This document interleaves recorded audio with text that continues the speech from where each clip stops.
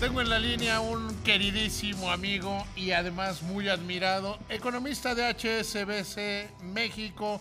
Querido Alexis Milo, ¿cómo estás? Hola, mi querido David. Muy bien, espero que tú también. ¿Todo bien en casa?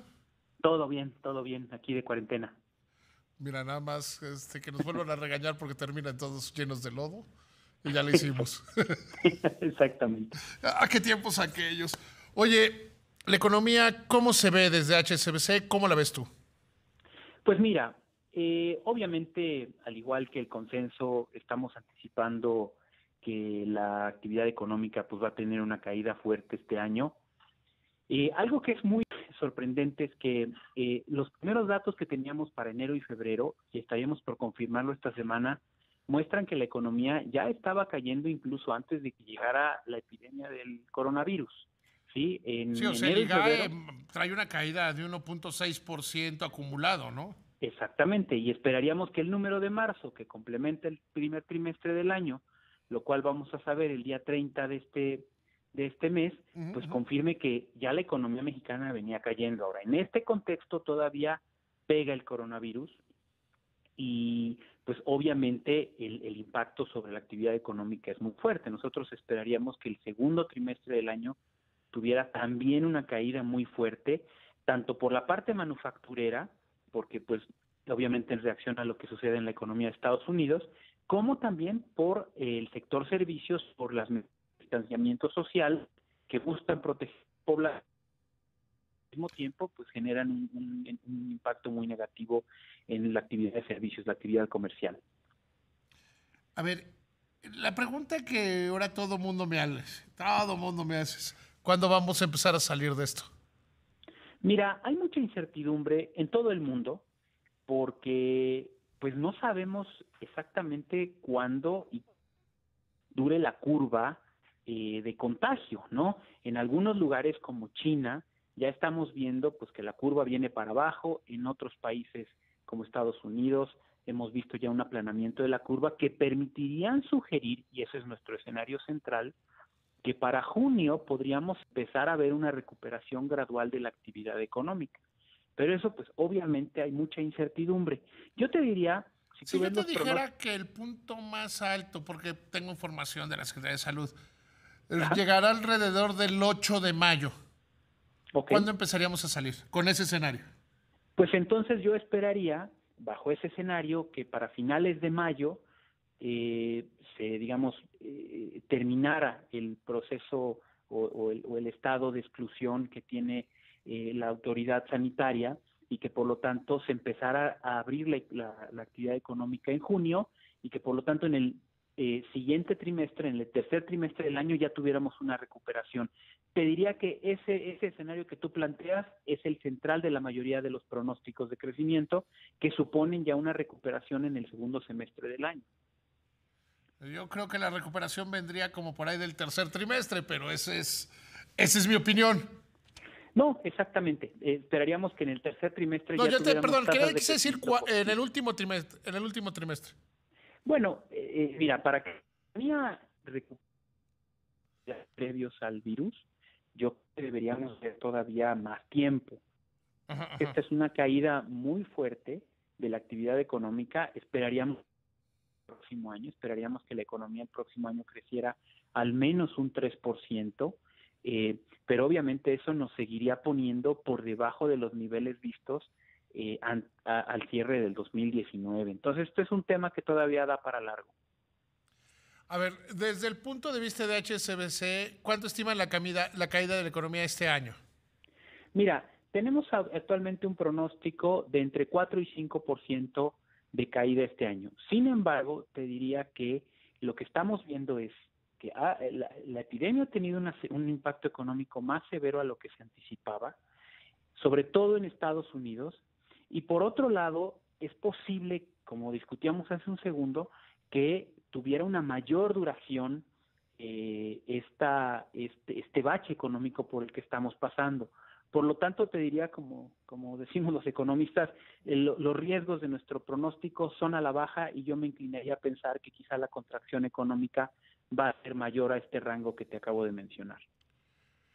Ahora bien, la recuperación, hay dos escenarios. Uno es que el gobierno entre en razón y que empiece a hacer estímulos fiscales y que comiencen a funcionar otras cosas. El segundo escenario, que es el que estamos viendo, es que haya algunas acciones importantes como las de Banco de México, que lleva ya 800,000 millones en posibilidad de activar, de mover, de darle liquidez a la economía, como los 12,000 millones del Banco Interamericano de Desarrollo y el Consejo Mexicano de Negocios, las, los actos de solidaridad que se están dando entre las empresas.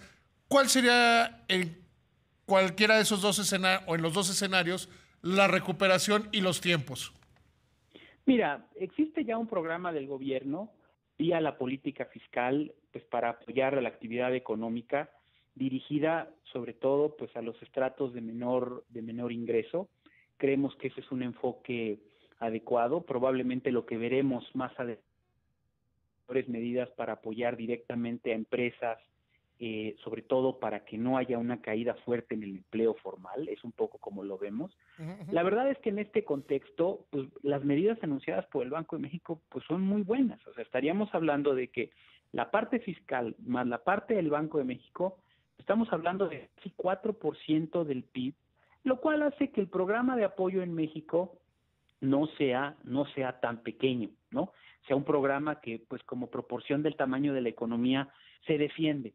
Ahora, yo te diría que aquí también hay un riesgo adicional y es un riesgo de ejecución.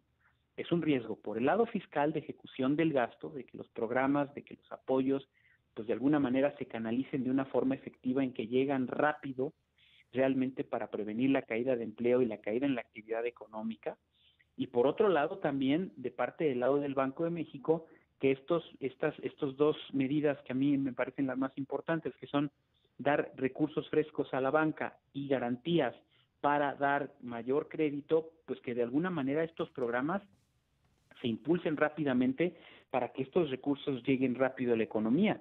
Esto está sucediendo muy rápido. Estamos hablando pues de que la economía, conforme a lo que tú acabas de decir, que yo concuerdo, tocaría fondo probablemente en mayo, ¿no? Entonces necesitamos que en cuestión de semanas estas cosas lleguen ahí. Y yo creo que si esto sucede, y además, no olvidemos que estamos íntimamente vinculados a la economía de Estados Unidos, que además en Estados Unidos se empiezan a recuperar las cosas. Ellos tienen un programa de más de 3 trillones de dólares, ¿sí? El programa más grande que se ha hecho en la historia de ese país. Pues nosotros esperaríamos que la combinación de los esfuerzos de este lado con los Estados Unidos empezara a jalar. Pero de nuevo, hay mucha incertidumbre al respecto, David. Ahora bien, si no hay apoyos del gobierno, ¿cómo empezarían a jalar las cosas? Mira, la epidemia pues tiene una curva que tocará algún punto máximo, que creemos que sería en mayo, probablemente empezaría la recuperación. Obviamente un programa económico tiene dos ventajas, ¿no? Por el lado fiscal y por el lado monetario. Por una parte, mantiene el empleo, ¿sí? Mantiene a flote a algunas empresas y algunos negocios. No olvidemos que el verdadero costo económico de mediano y largo plazo de este tipo de episodios no son nada más el desempleo o las ganancias que dejan de tener las empresas, sino el hecho de que al haber quiebra de empresas o despidos de trabajadores, existe un daño que dura mucho más, un daño estructural sobre la actividad económica. Tú sabes que cuando una empresa quiebra, no nada más es que esa empresa deja de producir, hay una destrucción de valor que es justamente la entidad económica, que es la empresa que produce. Entonces, lo que te diría es que sin estos apoyos que permitieran a la economía sortear estos meses difíciles de abril, mayo y probablemente junio, tendríamos una recuperación más lenta, pero además una mayor destrucción de valor, digamos, de capacidad instalada de la economía en este periodo. Yo creo que esa sería la gran diferencia con y sin apoyos por parte del sector público. Hay quienes dicen que entraremos en un periodo de estancamiento económico. ¿Tú lo ves así?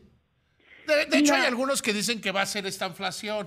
Yo no, yo creo que la inflación, creo que si debemos estar preocupados sería más del efecto contrario, ¿no? pues sí, mira, aquí hay que distinguir algo. Evidentemente tiene que haber un rebote que es simple y sencillamente que se restablezcan las condiciones económicas más elementales, ¿no? Ahorita la industria, los servicios, todo está parado, ¿no? En el momento en que se reactive simplemente por un efecto base, pues deberíamos tener un repunte. Ahora, deberíamos distinguir este repunte, qué tanto es, pues, por una salud, digamos, subyacente, intrínseca en la economía, y qué tanto es nada más, pues, porque las cosas se están normalizando. Yo te diría que por eso es que es mala noticia el dato del primer trimestre en el cual la economía mexicana se venía desacelerando, porque esto nos podría hablar de que exista cierta debilidad subyacente que obviamente pues debería de solucionarse más adelante con mayor inversión privada, con más gasto público en infraestructura, con una recuperación del consumo privado que permitiera que la economía retomara pues la senda de expansión que traía, es decir, varias otras cosas que si ves pues no tienen que ver con la incidencia de la epidemia, sino más bien un choque estructural. En la economía de Estados Unidos, por ejemplo, los números previos al virus son bastante buenos. Por eso es que también ves que cuando empieza a pasar el efecto en Estados Unidos, la economía se recupera, las perspectivas económicas se recuperan, la bolsa sube, etcétera, porque se vio que la economía de Estados Unidos tiene cierta fortaleza subyacente que esperaríamos se manifestara una vez que todo esto pasara y esperaríamos que obviamente eso tuviera un efecto positivo sobre México. Pues Alexis, ojalá, porque yo veo efectos muy limitados. Te mando un abrazo con mucho cariño, querido amigo, y saludos en casa.